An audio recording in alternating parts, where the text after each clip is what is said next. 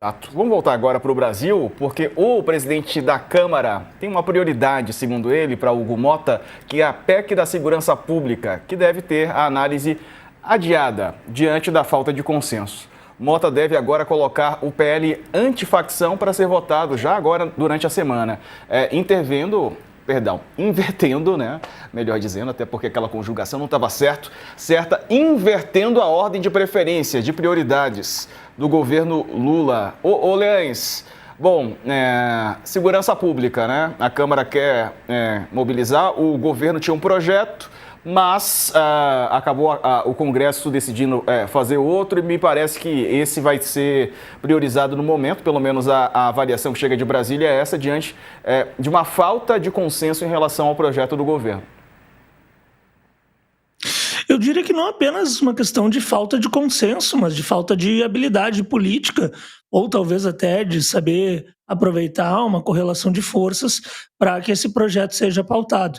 Mais cedo nós comentamos aqui que a esquerda historicamente tem uma dificuldade para lidar com o tema da segurança pública. E não é no sentido de que não existam pessoas de esquerda que tenham uma agenda própria, bem formulada, bem estabelecida, mas sim que isso acabou não avançando em termos políticos. São poucos os políticos de esquerda que conseguem traduzir o problema na sua gravidade e sinalizar soluções para a população brasileira, que cada vez mais considera que essa é uma agenda prioritária.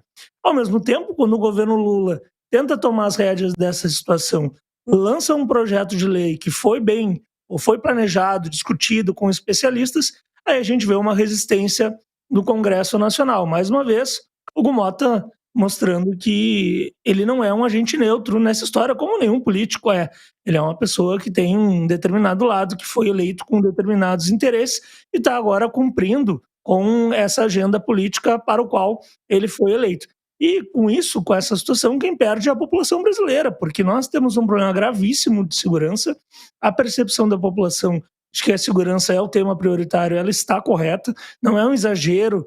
Quando a gente fala sobre a gravidade dessas situações, todo mundo é impactado e, em especial, os trabalhadores e as pessoas mais pobres por conta dessa violência. Só que quando ele simplesmente opta por não votar um projeto que foi deliberado pelo governo, a gente acaba se prejudicando.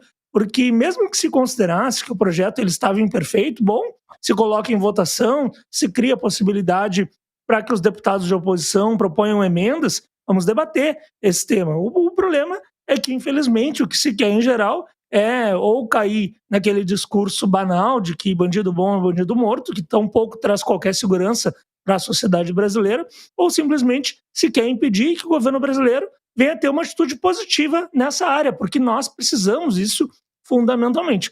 Agora, eu espero que o governo Lula, diante dessa situação, tente fazer, a partir dos seus próprios instrumentos de persuasão e de barganha, buscar alguma alternativa para que o projeto seja votado. E aí, Denilde, essa aí do Hugo Mota e também como a agenda da segurança, né? Promete também ser foco principal para essa campanha, um dos, né? É um dos importantes tópicos, né? Todas as pesquisas internas dos partidos, as pesquisas qualitativas mostram que esse é um tema que vai ser importante para o debate eleitoral. E aqui a gente está vendo quem vai ser o protagonista nessa discussão. Então, o Hugo Mota, ao trazer o PL antifacção contra a PEC da segurança, também já demonstrar aí não só o tom do que vai ser esse debate sobre segurança, bem colocado pelo Ricardo, mas também quem é o protagonista, quem é que vai levar isso como agenda de fato. E o governo está tentando construir um cenário em que pelo menos a relatoria seja do PT, provavelmente vai ter dificuldades em conseguir essa relatoria, mas que consiga pelo menos ter a relatoria para também ser um protagonista nesse debate. Então, aqui tem a discussão do teor da sobre o que é, o que deve ser a questão da segurança em termos de legislativo, mas também quem vai ser capaz de demonstrar para a opinião pública o que tem a melhor proposta. Então, acho que a gente vai ver esse debate não só no plenário, mas nas definições de quais serão os papéis se de fato tramitar o PL nesse semestre. Certo.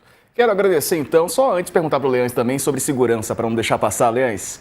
Assunto, é claro que é foco de atenção da população e deve ser também foco na campanha. Dizem que os políticos de esquerda têm dificuldade, né, com o discurso nessa área. Sim, sem dúvida. Historicamente, pelo menos na história recente do Brasil, é o que tem acontecido. Uma grande dificuldade de que a esquerda se coloque com uma agenda propositiva para lidar com essa questão. Diria que, inclusive, nos últimos anos, até em outros temas, a esquerda está com muita dificuldade pelo menos a esquerda institucional dos maiores partidos, tem tido muita dificuldade de apontar mudanças, de apontar a correção de rotas. E no caso da segurança, a gente já vê um problema muito mais antigo.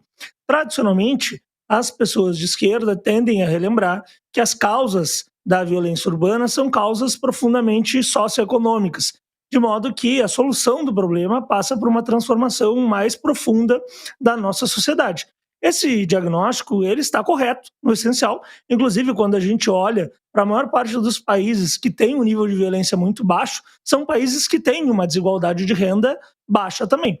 E a gente vê o caso dos Estados Unidos, por exemplo, que são o país mais desigual entre os países do primeiro mundo e também é o país mais violento entre os países do primeiro mundo. Só que a consciência de que a raiz dos problemas é socioeconômica não pode nos levar à conclusão de que não há nada a se fazer enquanto não sejam solucionados os problemas de ordem social e de ordem econômica. Pelo contrário, existem bons exemplos, até mesmo no Brasil, exemplos localizados, de iniciativas policiais de segurança pública que tiveram um resultado no sentido de diminuir a violência, pelo menos diminuir o número de homicídios, que é o ponto mais grave, sem dúvida. Então, a esquerda precisa se ancorar nessas experiências para propor mudanças para a população. Certo. Ricardo Leães, obrigado pela participação conosco. Bom fim de domingo para você.